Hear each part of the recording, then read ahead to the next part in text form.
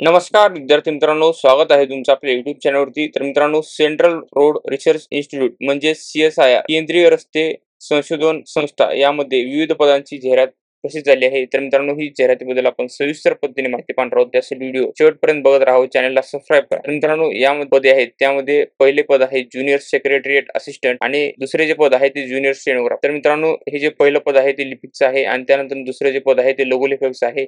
तर मित्रांनो, आपण सविस्तर पद्धतीने माहिती पाहूया. यामध्ये या परीक्षेसाठी तुम्हाला अर्ज करण्याची कालावधी आहे तो आहे 22/3/2025 पासून ते 21 एप्रिल 2025 पर्यंत हा तुम्हाला कालावधी आहे अर्ज करण्याचा. आणि कॉम्प्युटर बेस्ड टेस्ट होणार आहे यासाठी.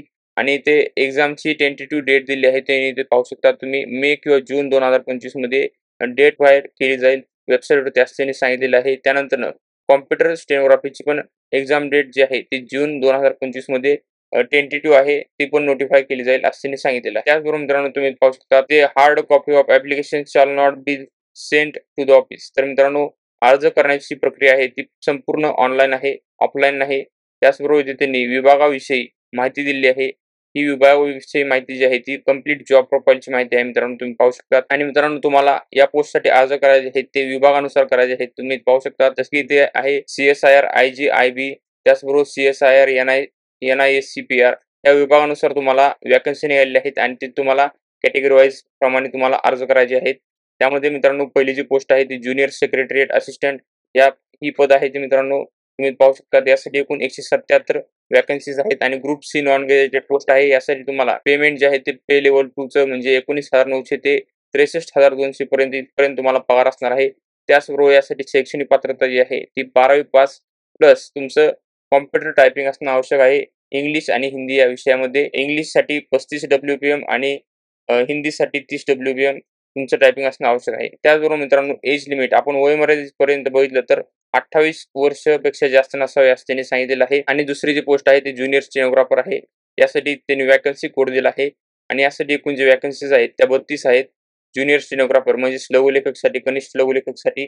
आणि ग्रुप C नॉन गॅझेटेडची पोस्ट आहे. यासाठी पे लेवल जो आहे तो पे लेवल 4 आहे. 25,500 ते 81,100 इथपर्यंत तुम्हाला पेमेंट असणार आहे. तर मित्रांनो, यासाठी शैक्षणिक पात्रता जी आहे ती 12वी पास प्लस स्टेनोग्राफीचा कोर्स असणं आवश्यक आहे. आणि यासाठी पण वयोमर्यादा जे आहे ते 27 वर्षापेक्षा जास्त नसावे असं त्यांनी सांगितलेलं आहे. त्याचबरोबर मित्रांनो, तुम्ही पाहू शकता पोस्ट प्रेफरन्स जो आहे त्याबद्दल इथे त्यांनी सविस्तर माहिती दिली आहे. ही सविस्तर माहिती वाचूनच तुम्हाला अर्ज करायचा आहे. कारण की मित्रांनो, ही सेंट्रल गव्हर्नमेंटची रिक्रुटमेंट आहेत. आणि यामध्ये इथे details of vacancy and reservation status तुम्ही पाहू शकता. यामध्ये तुम्हाला नेम ऑफ लॅब किंवा इन्स्टिट्यूट या विभागानुसार तुम्हाला अर्ज करायचे आहे. जसे की ते पहिलं तुम्ही पाहू शकतात CSIR CRI, त्याचबरोबर CSI हेडक्वार्टर यानुसार तुम्हाला इथे पोस्ट आणि केडर दिलं आहे. आणि त्याचबरोबर कॅटेगरी वाईज इथे ब्रेकअप दिलेलं आहे. त्यामुळे तुम्ही इथे वॅकन्सी पाहून कॅटेगरी वाईज तुम्ही अर्ज करू शकता. एकूण ज्या वॅकन्सीज आहेत त्या 209 आहेत. त्याचबरोबर इथे ॲब्रिव्हिएशन दिले आहेत. तुम्ही इथे लॉंग फॉर्म पाहू शकता. त्याचबरोबर मित्रांनो, तुम्ही पाहू शकता की इथे बेंचमार्क डिसॅबिलिटीजची माहिती दिली आहे दोन्ही पदांची. आणि त्यानंतर ॲप्लिकेशन फी जी आहे ती ₹500 आहे. यामध्ये UR ओपन, त्याचबरोबर OBC NCL आणि EWS कॅन्डिडेटसाठी ₹500 फी आहे. आणि woman, SC ST PWBD ex serviceman कॅन्डिडेटसाठी फी कोणतीही नसणार आहे. त्याचबरोबर एज लिमिटची तुम्ही माहिती पाहता SC ST साठी 5 इयर्स एज रिलॅक्सेशन आहे. OBC NCL साठी 3 इयर्स, PWBD अनरिझर्व्हसाठी 10 इयर्स, PWBD SC ST साठी 15 वर्षाचं age relaxation, PWBD OBC NCL साठी ते 13 वर्षाचे एज रिलॅक्सेशन आणि एक्स सर्व्हिसमॅनसाठी 3 years of deduction of the actual military service rendered from the actual age on the closing date. त्याचबरोबर मित्रांनो, डिपार्टमेंटल कॅन्डिडेटसाठी वयोमर्यादा नसणार आहे. त्याचबरोबर मित्रांनो, तुम्ही पाहू शकता आपण एक्झामिनेशन पॅटर्न बघितला तर दोन्ही पदांसाठी जो एक्झामिनेशन पॅटर्न आहे तो वेगळा आहे.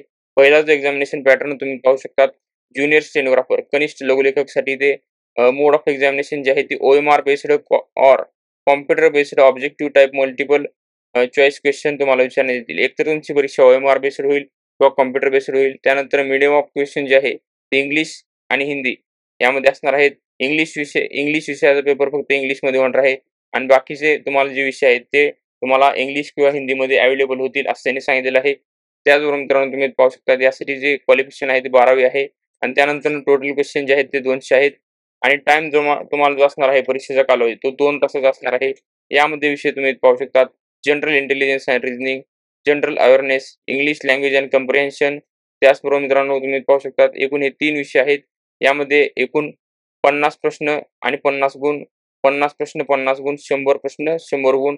प्रत्येक विषयासाठी 0.25 marks is deducted for every wrong answer. Negative marking असणार आहे मित्रांनो. प्रत्येक चुकीच्या प्रश्नाला 0.25 मार्क तुमचे कट केले जातील. त्याचबरोबर मित्रांनो तुम्ही पाहू शकता प्रोफिशियन्सी टेस्ट म्हणजे स्टेनोग्राफीसाठी जो कोर्स आहे त्यामध्ये व्यावसायिक चाचणी घेतली जाते इंग्लिश आणि हिंदीसाठी. तुम्ही पाहू शकता इंग्लिशसाठी तुमचे लँग्वेज स्किल टेस्ट होणार आहे. यामध्ये तुम्हाला टाइम ड्युरेशन जे असणार आहे ते 50 मिनिटांचं असणार आहे आणि time duration in minute for the candidate eligible for scribe त्यांच्यासाठी 70 मिनिट असणार आहे. हिंदीसाठी 65 मिनिट आणि स्क्राईबसाठी 90 मिनिट. त्याचबरोबर मित्रांनो प्रिपरेशन ऑफ मेरिट लिस्टची इथे माहिती दिली आहे. त्याचबरोबर मित्रांनो तुम्ही पाहू शकता जे उमेदवार आहेत ते पहिल्या लेखी चाचणीमध्ये पात्र होतील तेच व्यावसायिक चाचणीमध्ये त्यांना पात्र होईल असं त्यांनी सांगितलेलं आहे. त्याचबरोबर मित्रांनो आता पुढची जी पोस्ट आहे ती ज्युनियर सेक्रेटरिएट असिस्टंट. त्यामध्ये सिलेक्शन प्रोसिजरची आपण माहिती पाहूया. त्यामध्ये जे क्वेश्चन आहेत ते तुम्हाला question will be set in both English and Hindi except the language of English language. English language फक्त इंग्लिशमध्येच तुम्हाला पेपर देता येईल आणि बाकीचे जे विषय आहेत ते तुम्हाला इंग्लिश हिंदीमध्ये तुम्हाला ही परीक्षा देता येईल. त्याचबरोबर स्टँडर्ड ऑफ एक्झाम परीक्षेचा जो दर्जा असणार आहे तो 12वी लेवलचा असणार आहे दोन्हीसाठी. त्याचबरोबर टोटल नंबर ऑफ क्वेश्चन जे असणार आहेत ते 200 असणार आहेत आणि टाइम जो आहे तो 2 तास 30 मिनिटांचा तुमच्याकडे परीक्षेचा कालावधी असणार आहे. आणि यासाठी जे सब्जेक्ट आहेत त्यामध्ये त्यांनी 2 सेक्शन केलेले आहेत. तुम्ही पाहू शकता पेपर 1 जो आहे तो टाइम अलॉटेड त्यासाठी केलेला आहे तो 90 मिनिटांचा केला आहे पेपर 1 साठी. आणि मेंटल ॲबिलिटी टेस्ट आहे पहिली. यामध्ये तुम्हाला मॅथ्स अँड रिझनिंग विचारण्यात येईल. जसे की तुम्ही पाहू शकता इथे general intelligence, quantitative aptitude, reasoning, problem solving, situational judgement इत्यादी विषयाशी निगडीत सर्व एकत्र प्रश्न तुम्हाला एकूण 100 जे प्रश्न आहेत ते तुम्हाला विचारण्यात येतील. आणि यामध्ये जे मॅक्सिमम मार्क आहेत ते 200 आहेत. 2 marks for every correct answer. प्रत्येक बरोबर प्रश्नाला तुम्हाला 2 गुण भेटणार आहेत. आणि निगेटिव्ह मार्क आहे इथे there will be no negative marks in this paper. या पेपरसाठी तुम्हाला निगेटिव्ह मार्किंग नसणार आहे. त्याचबरोबर मित्रांनो तुम्ही पाहू शकता पेपर 1 साठी तुम्हाला निगेटिव्ह मार्किंग नाही आहे आणि पेपर 2 यासाठी तुम्हाला जो वेळेचा कालावधी आहे तो 1 तासांचा आहे.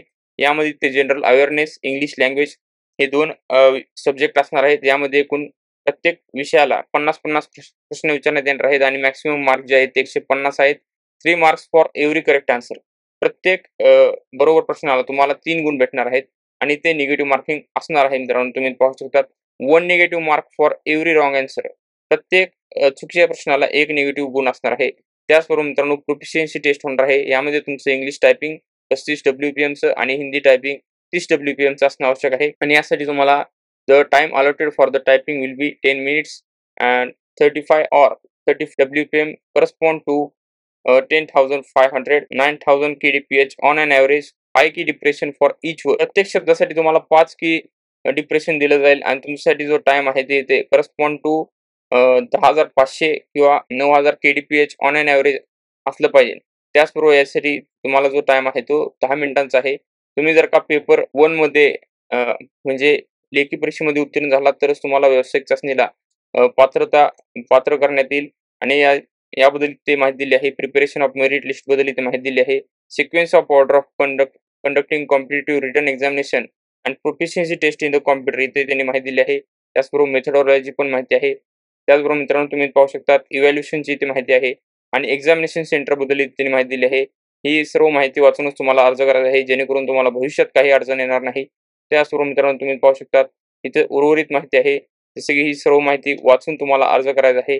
यामध्ये त्यांनी विविध माहिती दिली आहे जसं की अर्ज कसा सादर करावा आणि रिझर्वेशन बद्दल किंवा सर्टिफिकेट असतील त्याचे इथे त्यांनी सॅम्पल कॉपी दिली आहे. तर ही माहिती आहे मित्रांनो. तर मित्रांनो ही माहिती होती CSIR म्हणजे सेंट्रल रोड रिसर्च इन्स्टिट्यूट केंद्रीय रस्ते संशोधन संस्थेबद्दलची. अशाच लेटेस्ट अपडेट्ससाठी व्हिडिओला लाईक करा, शेअर करा, चॅनलला सबस्क्राईब करा. धन्यवाद मित्रांनो.